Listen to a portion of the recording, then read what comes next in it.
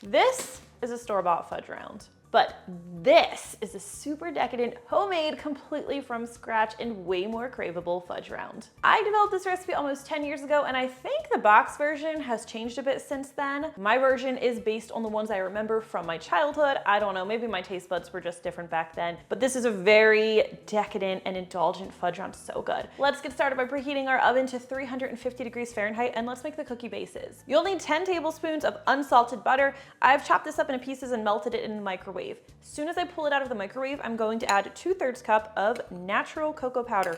Dutch cocoa is not going to give you quite the same taste, unfortunately. Go ahead and mix that cocoa right into the warm butter. You don't need to wait for this step, but after you've stirred in all the cocoa powder, you don't want to move forward until the butter mixture no longer feels warm to the touch. Adding the cocoa to the warmish butter helps bloom it and really develop that chocolate flavor. But fill the bottom of the bowl. If it feels a little warm, stop, or your cookies could be greasy, difficult to work with. Once this is safely no longer warm to the touch, let's add our sugar. You need 1 2/3 cup. I think that's 365 grams of granulated sugar. All metric measurements are in the description. I'll try to remember to pop them up for you as well. They are what I use to test my recipes, so they are solid. Get this mixed in. My butter was a little bit colder than I like when I started combining it, which is why my mixture looks a little bit dry here. Yours may not look quite as dry, but it's fine. All right, that's nicely combined. Let's add our eggs. So we're doing 2 large eggs for this recipe. I like these to be at room temperature because that's just going to help everything combine a little bit better for you. We've got our 2 eggs, but wait, there's more. We are also going to add an egg yolk. So I'm just going to crack the egg over here and drop out that egg white. The reason we're just doing the yolk is because the fudge round cookies should be like chewy. They should be very tender. When you bite into them, they should just kind of like give way beneath your teeth. You shouldn't get like a ton of resistance. This extra egg yolk is going to help give us that proper texture. And yeah, it's gonna give us that proper texture. I don't know where else I was going with that, but that's the important thing. Of course, we need vanilla extract as well. We are going to add a teaspoon of vanilla extract in here. Chocolate desserts always need some vanilla extract. That is what really helps bring out the chocolate flavor. All right, stir everything together. Get this nicely combined. Everything's nicely combined here. Separate bowl, dry ingredients. We always do the dry ingredients in a separate bowl just because it helps make sure the leavening agents are well distributed. It's very important. This is 1 1/3 cups of all-purpose flour. We're also going to add 2 teaspoons of cornstarch. This is another important texture ingredient, going to give us just the right chew. 1/2 teaspoon of baking powder and a 1/2 teaspoon of baking soda. Again, super important for that texture. Go ahead and, oh, almost forgot the salt. We need 3/4 teaspoon of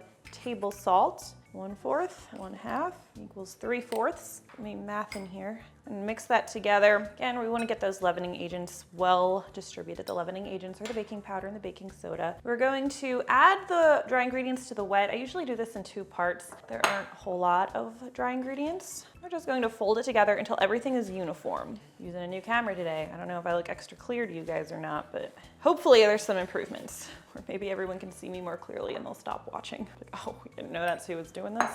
All right, the last of our dry ingredients. Okay, we're going to scoop our cookie dough by 1 1/2 tablespoon scoops. I love this cookie scoop for doing that. And we're going to give the cookies at least 2 inches of space. I don't like to bake more than 6 cookies to a tray at a time because they are going to spread. Okay, here is a really important cookie baking tip I probably already said before. The first time you're making these cookies, only bake like 2 at a time. And of course, knock the baking time down a minute or so because they'll bake faster since it's fewer. Those are your test cookies. If they're not spreading as much as they should, add a splash. I'm talking like a teaspoon, maybe 2 teaspoons of water. 10 years ago, I used to actually use a little water in this recipe, but different people working different humidities in different kitchens were sometimes experiencing the cookies spreading too much. So my preference is to bake 2, make sure they look nice, and if they're not spreading enough, just go ahead and add a splash of water. I know my kitchen pretty well, so I'm going to bake all of them today, but that is my tip for you anytime you're baking cookies, because usually you can make some kind of adjustment to save things if it's not going the way you want it to. Okay, these are off to the center rack of our 350 degree Fahrenheit preheated oven. They're going to bake for like 8 to 10 minutes. Always check them at 8 minutes. For the texture to be perfect, they need to be slightly underbaked, and they will finish cooking as they cool on the baking sheet. You'll let them cool completely there. This is another reason a test batch is important, because if you bake them too long, they're going to be crispy. They might look a little puffed right when they come out of the oven, but they'll settle as they cool. At least they typically do for me. Okay, we're going to let the cookies cool completely on the baking sheet. That's very important. While they're cooling, we'll make the frosting, but don't fill your cookies until they're completely cool, or you'll just have a mess on your hands. For the frosting, you will need half a cup, usually 1 stick, of softened salted butter. Okay, so I like using salted butter in things that aren't being baked and unsalted butter in things that are being baked. If you don't like to keep both butters on hand, you can use unsalted in this. Just add a pinch of salt to taste, like 1/8 to 1/4 teaspoon. Grab your mixer and we'll just stir the butter until it's nice and creamy. And you could absolutely use your stand mixer for this. I just use my electric mixer because it's very easy. Next, we have 2 cups of powdered sugar. It's 250 grams. We'll just gradually stir this into the butter and add it all at once, or it gets really difficult and really messy. Part of me wants to make a whole video defending my butter positions, when to use salted versus unsalted, but I feel like I would just be ranting. I don't know if anyone wants to hear that. Now, I've only added about half of my sugar so far, and I'm going to stir in my cocoa powder. This is 3 tablespoons of cocoa powder. Natural cocoa powder, again, natural for the whole recipes, just more accurate and better flavor than Dutch. And then once that's mostly combined, we're going to make things easier for ourselves by adding a little bit of cream. This will help make it combine better. So I have 4 tablespoons of heavy cream right here. Double cream, whipping cream would all work. I've added about 2. And this will help us get everything nicely combined, just because it can be a little dry. After I've added 2 tablespoons, I'll add the rest of my powdered sugar, about 1 cup left, probably a little less. Stir that in. It's just less work than adding all the sugar at once. So you could, you just have to be more patient than I am. Okay, that's pretty well combined. So I'm going to add my vanilla extract, 1/2 teaspoon. And while I'm stirring, I'll add the rest of the cream. And you can adjust this as needed. If your frosting's a little too firm, add a little more cream. If it's a little too opposite of firm, a little too soft, don't add as much cream or add a little more sugar. Okay, let's take a look at our frosting. Make sure it's nice and smooth. You can see we still have a little sugar hiding there. So it's really just like a chocolate buttercream. A few small alterations to make it work really well here. 1 more quick stir. And once your cookies are completely cooled, we're going to take 1.5 tablespoons of filling, drop that right in the center, and sandwich that with another cookie. Make sure your cookies are cooled. The cookies are fragile, so be gentle when you're squishing, or you'll break them. Okay, hang on. Last finishing touch, you're going to need 1 cup of milk chocolate chips. And to help them spread and pipe a little bit easier, we add a teaspoon of either shortening or coconut oil. We're just going to heat this until it's melted. Nice and melty.